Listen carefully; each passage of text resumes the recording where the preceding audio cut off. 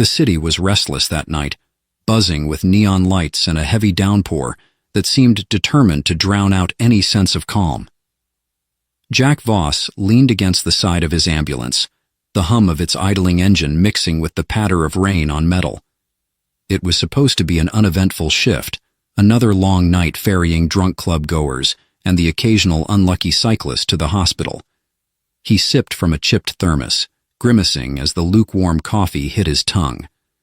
"Best years of my life," Jack muttered to no one in particular, staring at the shimmering reflection of the city skyline in a puddle.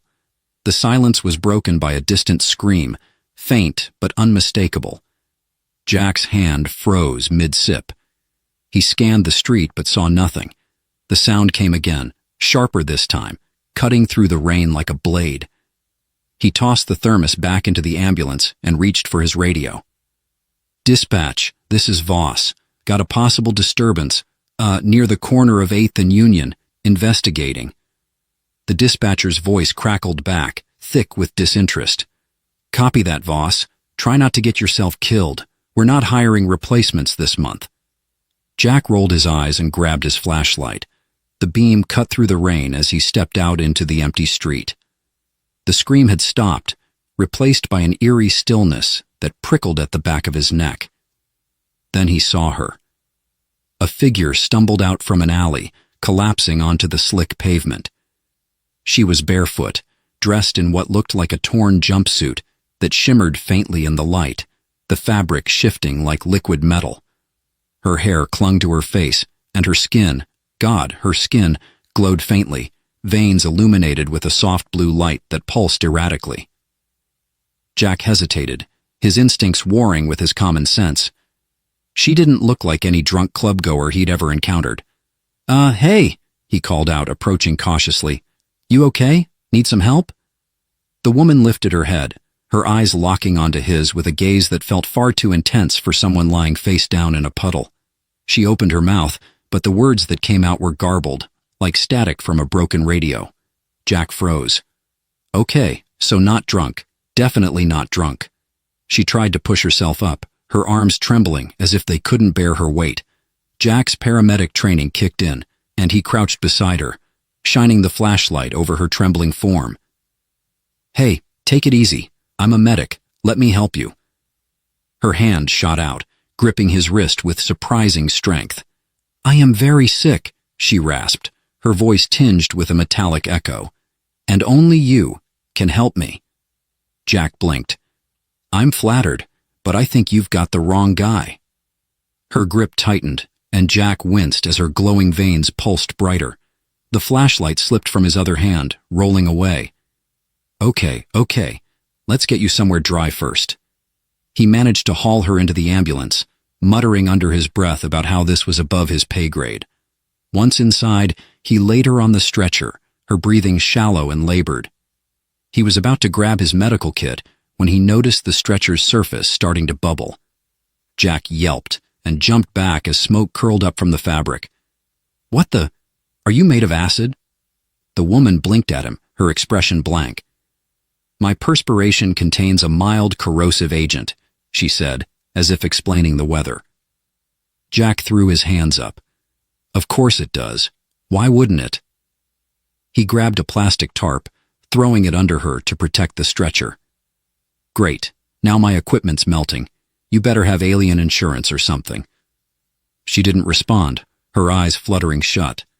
Jack's sarcasm faltered as he noticed her breathing grow more ragged. Whatever was happening to her, it was bad. His training screamed at him to take her to the nearest hospital, but his gut told him that would be a mistake. "Okay, mystery lady," he said, pulling out a scanner and running it over her. The device beeped angrily, displaying readings that made no sense. Her heart rate was erratic, her temperature off the charts, and her blood, if you could call it that, was full of compounds he couldn't even begin to identify. "This is way above my pay grade," he muttered, tossing the scanner aside. The woman stirred, her glowing veins dimming slightly. "Do not take me to your hospitals," she whispered, her voice barely audible. "They will find me." Jack frowned. "Who's they?" The alien IRS? Because I feel like I'm already in trouble here." Her eyes met his, desperation flickering in their depths. "You must help me." Jack sighed, running a hand through his soaked hair. "Yeah, sure.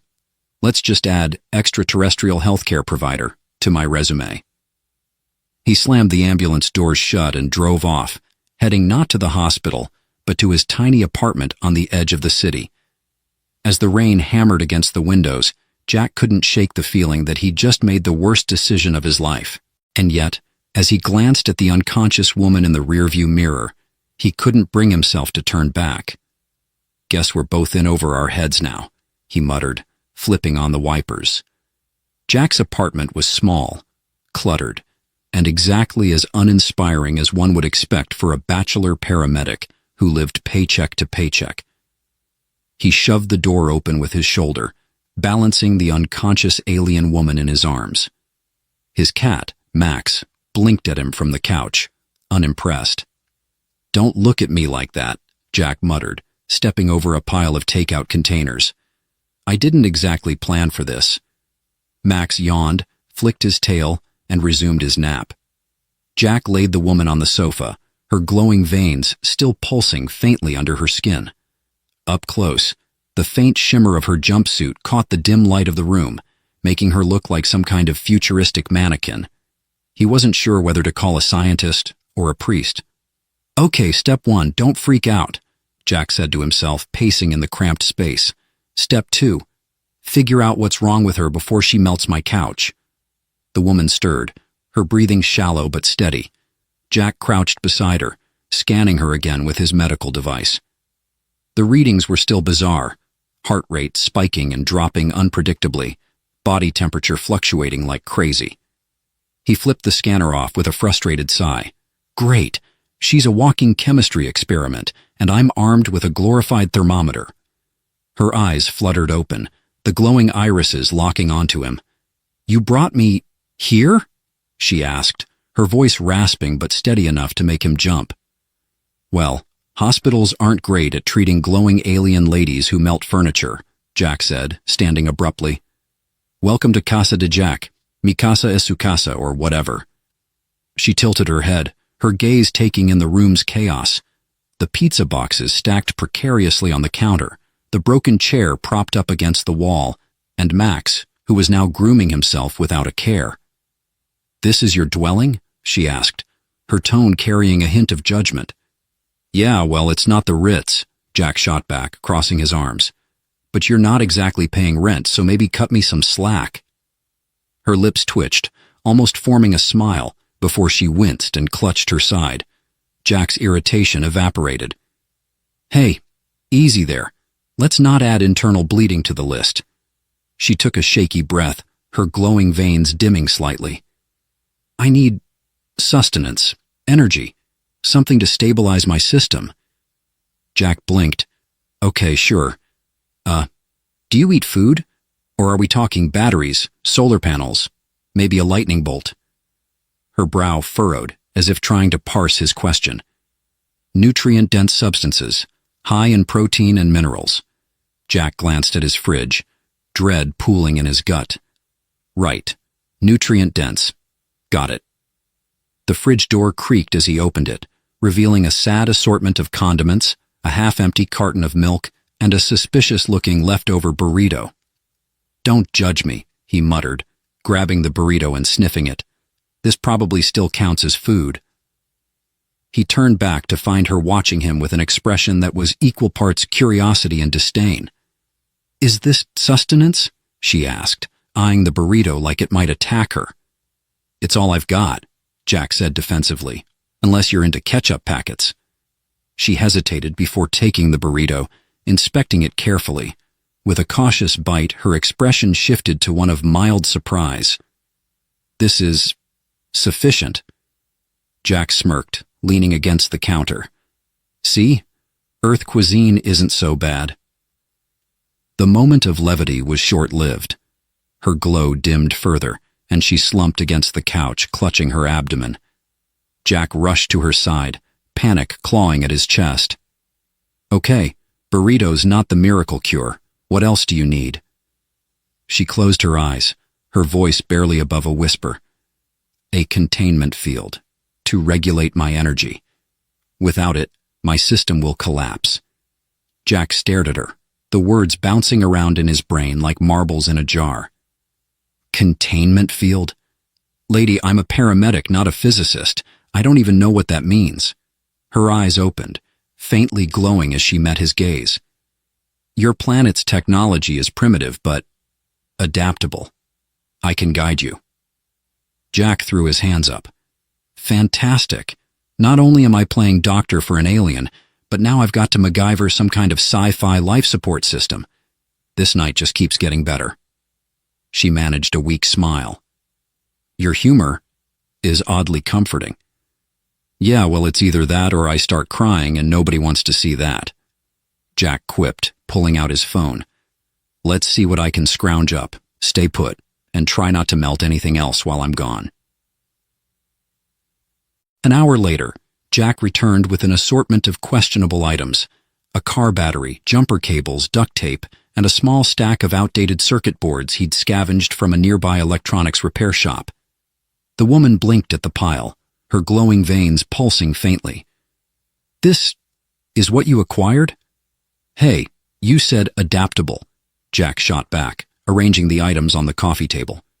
Now tell me how to turn this junk into your magic containment thingy. Her glowing fingers hovered over the components, her movements precise despite her weakened state.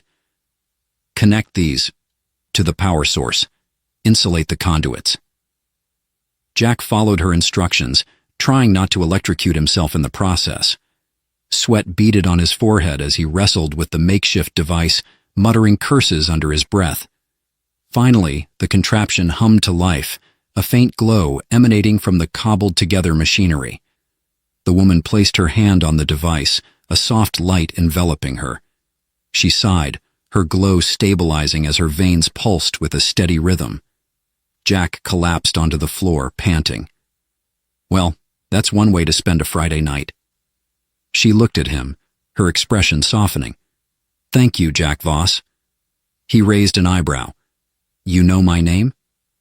I scanned your identification earlier, she said simply, as if that explained everything. Jack groaned. Great. Not creepy at all. Her lips twitched again, almost forming a smile. Your efforts may have saved my life. Jack waved her off, too tired to argue. Yeah, well, don't go making a habit of it. I'm not running an alien ER here. As the hum of the containment field filled the room, Jack leaned back against the couch, his mind racing. Whatever he'd just gotten himself into, it was far from over. And for some reason, he wasn't entirely sure he wanted it to be. Jack woke up to a sound that could only be described as a microwave trying to sing opera. He bolted upright from the floor, where he'd crashed after his alien engineering triumph. The source of the noise? His new houseguest, glowing faintly as she tinkered with his TV remote. Is that supposed to sound like it's summoning demons? Jack asked, rubbing the sleep from his eyes. The alien woman glanced at him, her expression a mix of concentration and mild amusement. Your communication devices are rudimentary. I'm adapting this to send an encoded distress signal. Jack blinked. You're telling me you're turning my remote into an intergalactic SOS beacon? Wait, do you even know how to put the batteries back in? She ignored his sarcasm, focusing on the array of parts she'd scavenged from his apartment. His gaming console, a toaster, and, Jack winced, his electric toothbrush had been sacrificed for her makeshift project. Hey, that toothbrush wasn't cheap. She didn't even look up. Its vibration motor is ideal for amplifying the signal. Jack groaned, running a hand through his hair. Great. First, you hijack my couch, and now you're looting my appliances. This is why we can't have nice things. The woman's lips quirked into a faint smile, but she quickly masked it with a more serious expression. If this works, it will alert my people to my location. They can extract me before my condition worsens. Jack leaned against the wall, arms crossed. And what happens to me when your interstellar Uber shows up? They're not going to vaporize me for knowing too much, right? Her gaze softened, the glow in her eyes dimming slightly. "You have my gratitude, Jack. I will ensure no harm comes to you." "Yeah, well, gratitude doesn't pay for a new toothbrush," he muttered. And by mid-morning, Jack had mostly accepted the reality of his situation. He had an alien woman camped out in his living room. His cat had taken a shine to her, traitor, and his home now resembled the aftermath of a garage sale gone wrong. "So," Jack began, leaning over the couch, "since we're apparently stuck together for a bit, maybe you could tell me your name. Or do you prefer Glowy Lady?" The woman hesitated, as if weighing whether or not to share. "My designation is Solira." "Solira, huh? Sounds fancy. I'm guessing that's alien for definitely not here to destroy your planet, right?" Her glowing veins brightened slightly, which Jack decided to interpret as a blush. "My mission is peaceful. I'm a biologist. I study the life forms of different worlds." "Ah, so you're a space nerd," Jack said with a grin. "No wonder you ended up crashing on Earth. This place is basically the Walmart of the galaxy." Solira tilted her head, clearly puzzled. "Walmart? Never mind," Jack said, waving her off. "Anyway, what's the deal with your, condition? How does an alien biologist catch some space plague?" Solira's expression grew somber, her glow dimming. "I was exposed to an unknown pathogen during my research. It's unlike anything my people have encountered. My body's energy systems are destabilizing because of it." Jack frowned, his earlier humor fading. "And Earth has something that can fix it?" Solira nodded. "This planet's atmosphere contains trace elements that interact uniquely with my physiology. But the process is slow, and without proper stabilization, the pathogen will—" She trailed off, but Jack didn't need her to finish. "Okay, so we've got a ticking clock," he said, standing up. "Good thing I'm here to MacGyver my way through this mess." Jack's next stop was the hardware store down the street. He figured if he was going to help Solira stabilize her energy systems, he'd need more than duct tape and hope. Unfortunately, shopping for alien medical supplies at a human store was like trying to fix a spaceship with Lego bricks. Jack wandered the aisles, muttering to himself as he grabbed random items: copper wiring, magnets, a roll of thermal tape, and, for reasons he couldn't entirely explain, a bag of marshmallows. The cashier gave him a look as she scanned his bizarre haul. "Big science project?" Jack forced a laugh. "Yeah, something like that." As he left the store, his phone buzzed. It was a text from his landlord, reminding him about the upcoming apartment inspection. "Perfect," Jack muttered. "Just what I need. A nosy landlord while I've got ET crashing on my couch." Back at the apartment, Solira was sitting cross-legged on the floor, surrounded by the remnants of Jack's electronics. Max was perched on her lap, purring contentedly. "Seriously?" Jack said, dropping the shopping bags. "You've known her for 5 minutes and she's already your favorite?" Max ignored him, as cats tend to do. Solira glanced up, her expression neutral. "Your feline companion is soothing." "Yeah, he's a real charmer," Jack said, unpacking the supplies.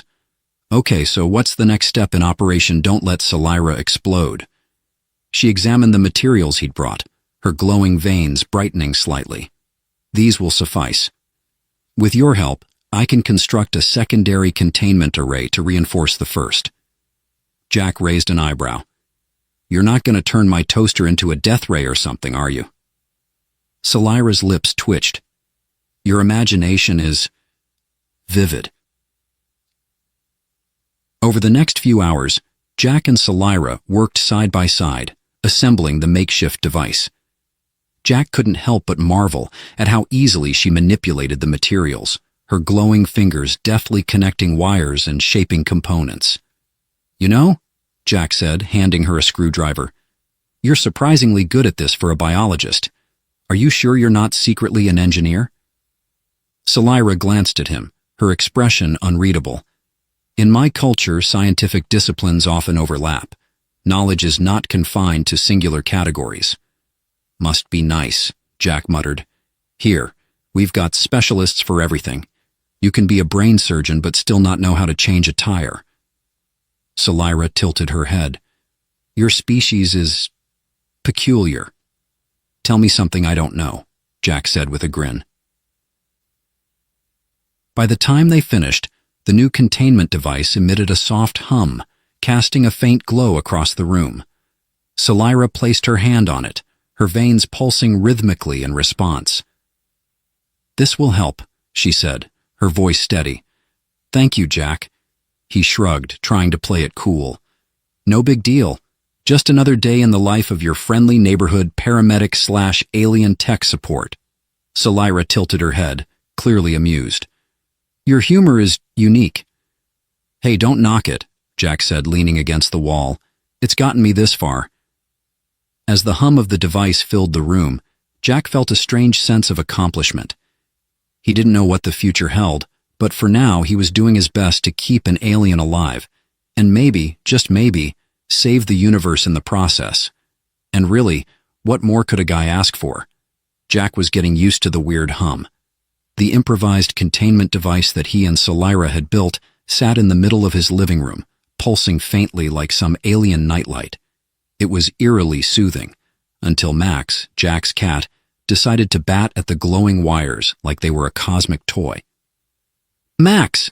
Jack darted forward, scooping the feline up just as Salira turned her glowing gaze on the offender. We talked about this. No pawing at the alien tech. The cat meowed in protest, but Jack set him firmly on the couch.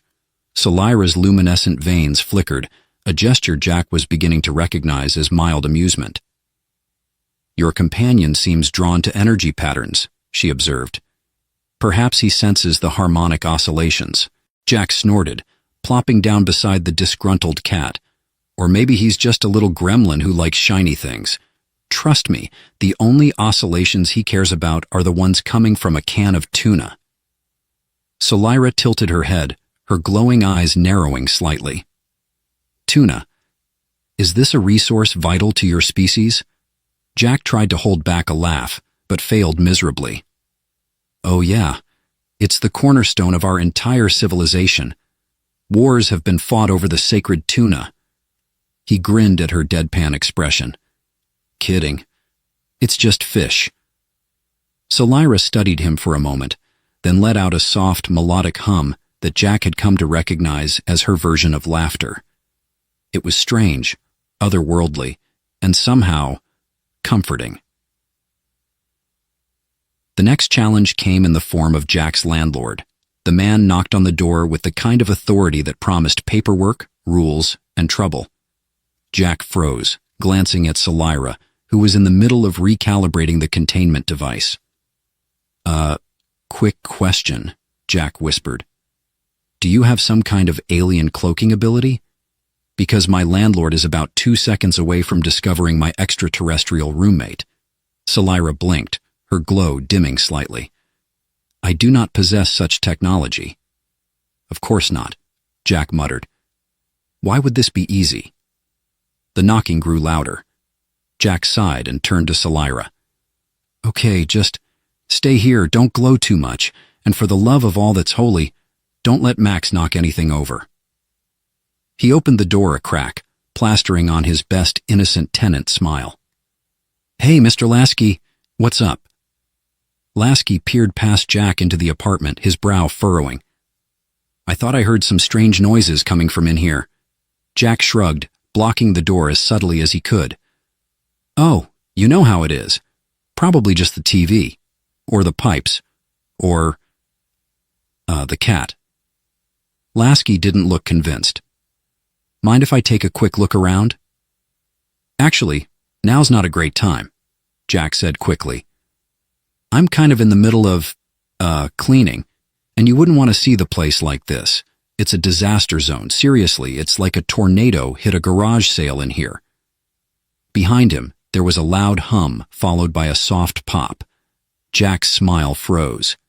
What was that? Lasky asked, trying to peer around him.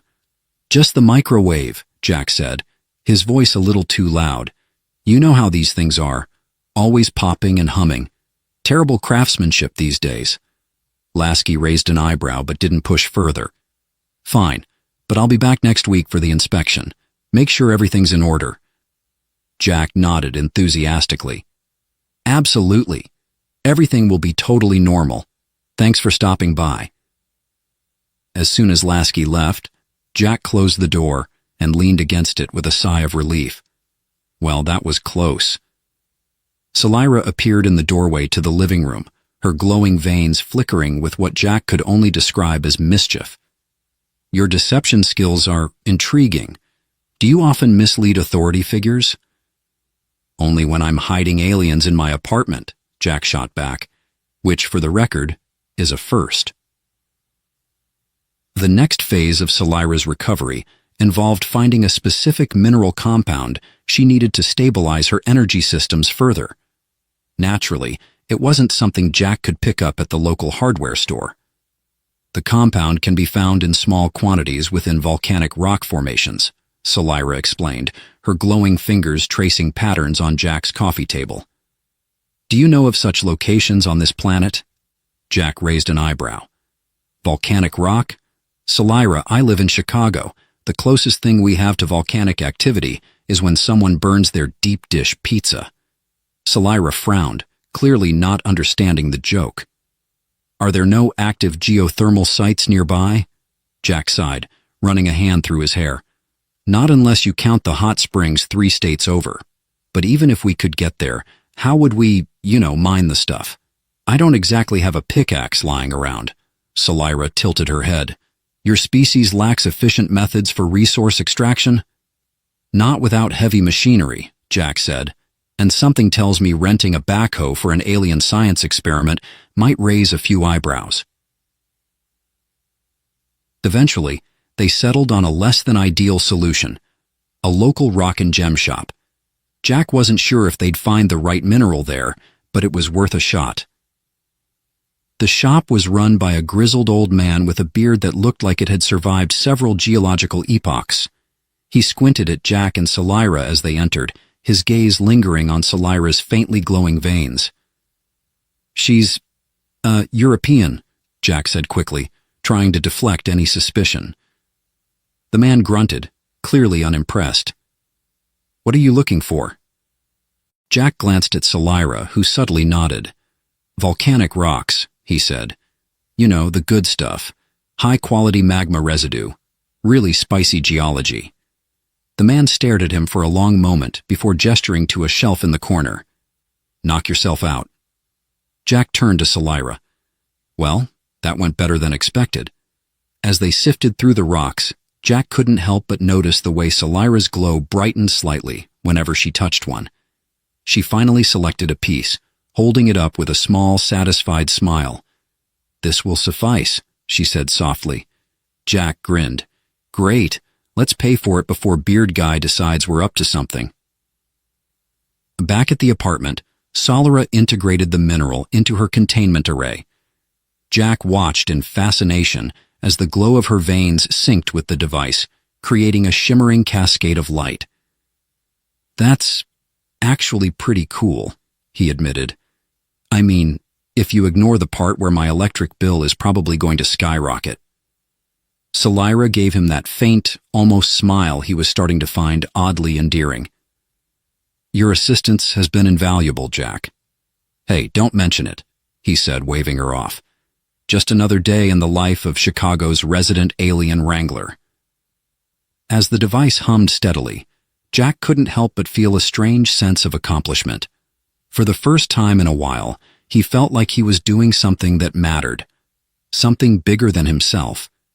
Of course, he had no idea that their little operation had already drawn attention.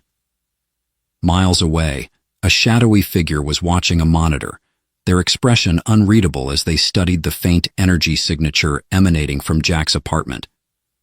The real trouble was only just beginning. The hum of Salira's containment array had become a permanent fixture in Jack's life, much like Max's refusal to use his scratching post or the perpetually leaky faucet in the kitchen. It had been a week since their trip to the rock shop, and though the glowing alien in his apartment seemed healthier, her continued presence had Jack teetering on the edge of a nervous breakdown. Let's review, Jack said, pacing the room. "You're an alien biologist with a mysterious space disease. You've turned my apartment into a sci-fi lab, and now my electric toothbrush has a higher IQ than I do. Did I miss anything?"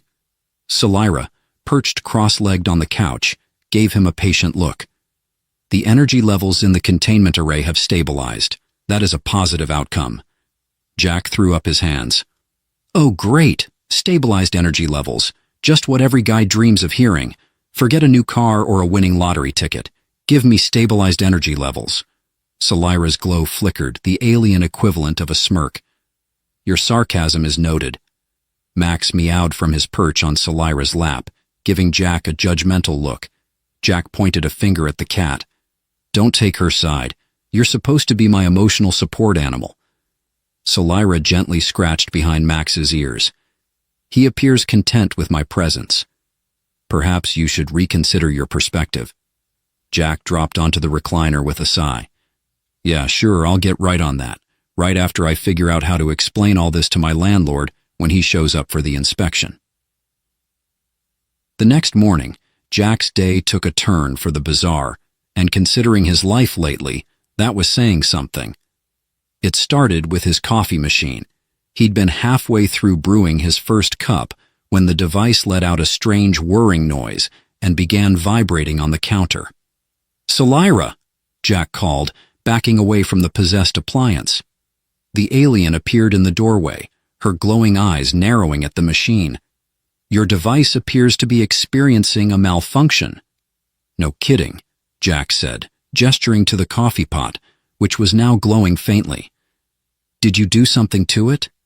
Because I'm pretty sure this is not how coffee is supposed to work." Solyra stepped closer, examining the machine. "It seems to have absorbed residual energy from the containment array." Jack blinked. "So, my coffee machine is now radioactive?" "Not radioactive," Solyra corrected. "It is merely enhanced."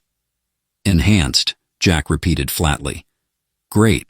Maybe it can brew me a cup of intergalactic espresso while it's at it." As if on cue, the machine let out a cheerful ding and dispensed a steaming mug of coffee. Jack stared at it, then at Solyra. "Did you just hack my coffee machine?" Solyra tilted her head. "It was not intentional. However, the result appears satisfactory." Jack took a cautious sip.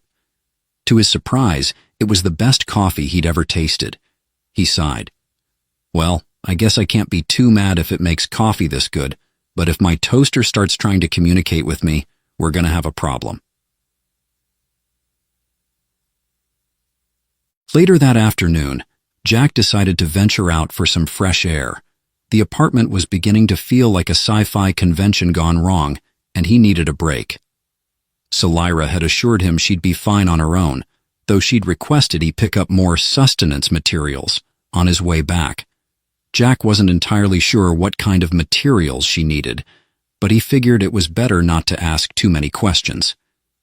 As he walked down the street, his phone buzzed with a notification. It was a news alert about an unidentified energy anomaly detected in the area. Jack groaned.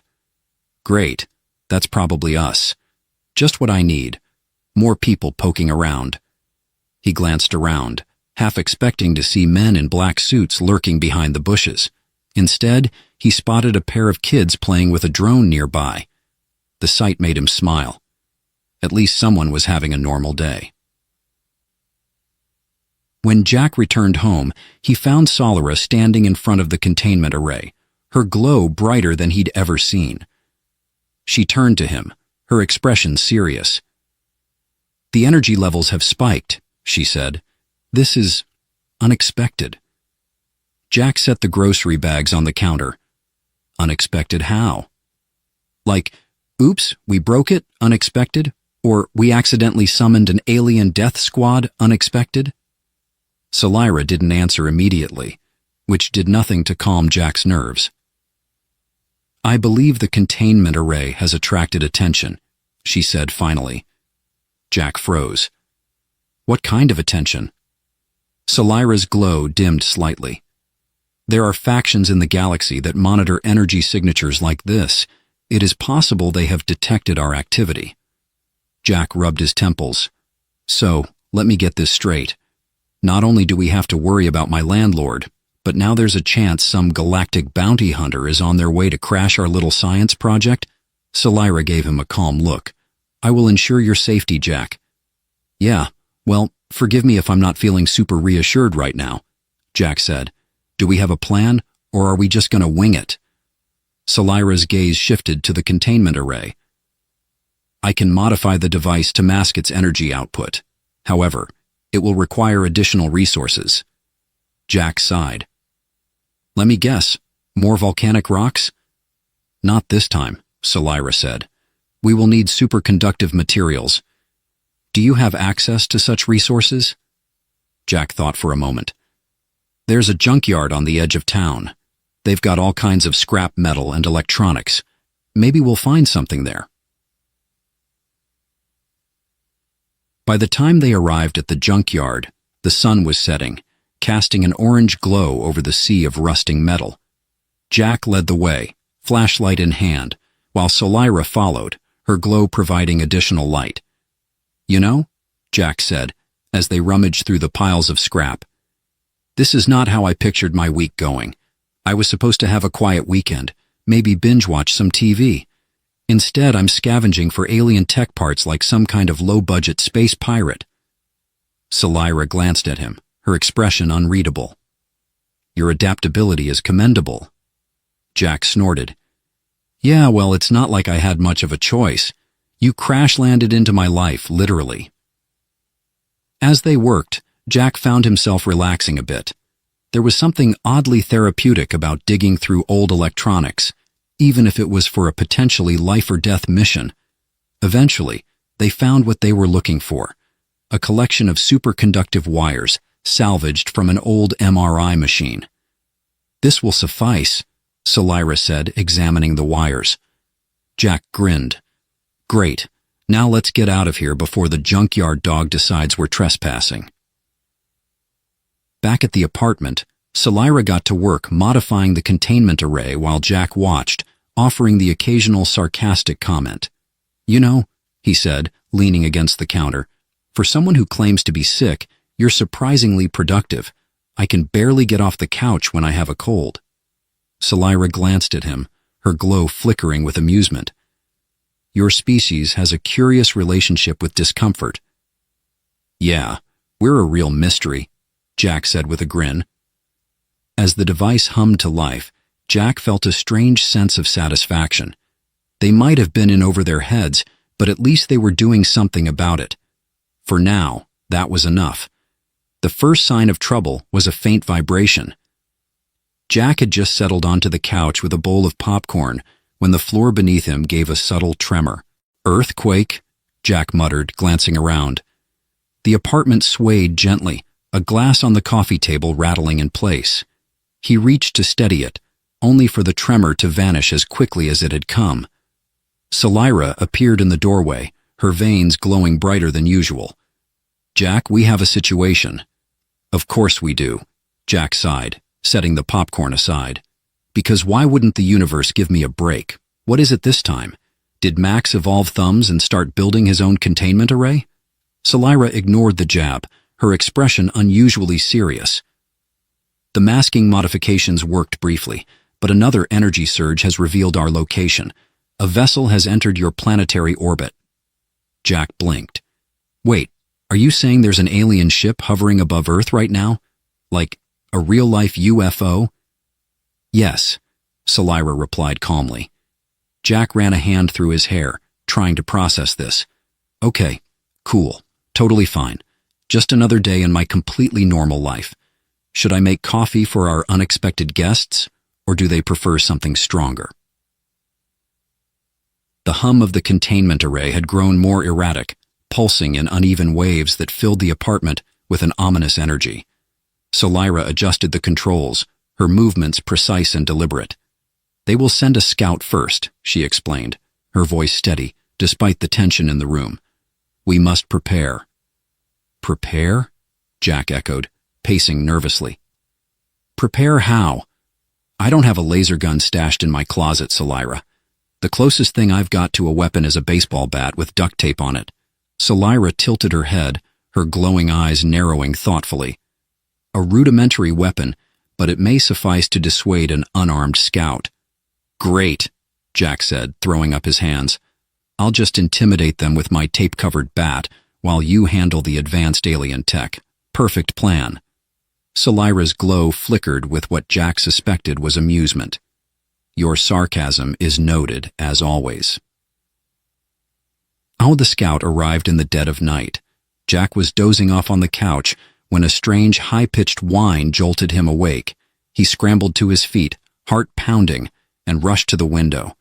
Hovering just above the alley behind his building was a small, sleek craft. It shimmered faintly, its surface rippling like liquid metal. A ramp extended from its side, and a tall, humanoid figure emerged, cloaked in a suit that glowed faintly in the dim light. "Oh, fantastic," Jack whispered. "The alien HOA is here to complain about noise violations." Selira joined him at the window, her expression unreadable. "It is an emissary, likely sent to gather information before their main forces arrive." Jack groaned. "Main forces? You're telling me this is just the appetizer?" Selira placed a hand on his shoulder, her touch surprisingly reassuring. "Remain calm. They may not be hostile." Jack gave her a look. Yeah, because glowing suits and mysterious spaceships are totally not ominous. The emissary approached the building with measured steps, its movements fluid and deliberate. Jack peeked through the peephole, watching as the figure paused in front of the door. "What's the plan here?" Jack whispered. "Do we invite them in for tea, or do I grab the baseball bat?" Selira gave him a pointed look. "Violence should be a last resort. I will communicate with them." Before Jack could protest, Selira opened the door, her glowing presence filling the hallway. The emissary turned its head toward her, its featureless helmet reflecting her light. "Solirathi," it said, its voice a resonant hum that seemed to vibrate through the air. "I am here," Selira replied, her tone calm but firm. Jack watched from the doorway, his heart racing. He had no idea what they were saying, but the tension in the air was palpable. After a brief exchange, the emissary extended a small, crystalline device towards Selira. She hesitated for a moment before taking it. "What's that?" Jack asked, unable to contain his curiosity. "A data shard," Selira explained, holding the crystal up to the light. "It contains a message from their command." Jack frowned. "And what does the message say? Please return your overdue alien library books?" Selira's glow dimmed slightly. "It is a demand for my surrender." And the next hour was a blur of activity as Selira analyzed the data shard and worked to strengthen the containment array. Jack did his best to help, though his contributions mostly involved handing her tools and making sarcastic comments. "So just to recap," he said, tightening a bolt on the array, "we've got an alien spaceship outside, a glowing ultimatum in the living room, and no clue how to deal with any of it. Did I miss anything?" "You omitted the fact that we are out of coffee," Selira said without looking up. Jack blinked, then burst out laughing. "Okay, now that's the real crisis." Despite the gravity of the situation, Jack couldn't help but admire Selira's composure. She worked with a quiet intensity, her glowing veins pulsing in rhythm with the array. "You're pretty calm for someone with an alien bounty on their head," Jack said, watching her adjust the controls. "I have faced worse," Selira replied simply. Jack raised an eyebrow. "Worse than intergalactic bounty hunters?" "Yes," she said, glancing at him with a faint flicker of amusement. "Your coffee, for instance."